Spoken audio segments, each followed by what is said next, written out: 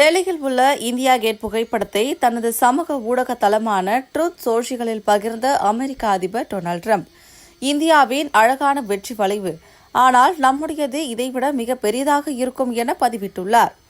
அமெரிக்காவின் 250வது சுதந்திர தினத்தை முன்னிட்டு வாஷிங்டன் டிசியில் உலகிலேயே மிகப்பெரிய வெற்றி வளைவை அமைக்க திட்டமிட்டுள்ளதாக டிரம்ப் தெரிவித்துள்ளார்.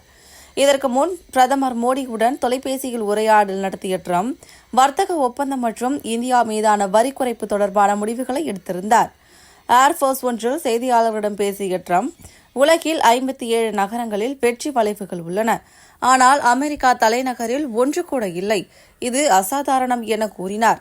இந்த நினைவு சின்னம் லிங்கன் நினைவு சின்னத்தை விட மிக உயரமாக நிரந்தர அமைப்பாக உருவாகும் என்றும், ஜூலை 4, 2026 அன்று நடைபெறும் 250வது ஆண்டு விழாவின் முக்கிய அடையாளமாக இருக்கும் என தகவல் வெளியாகியுள்ளது.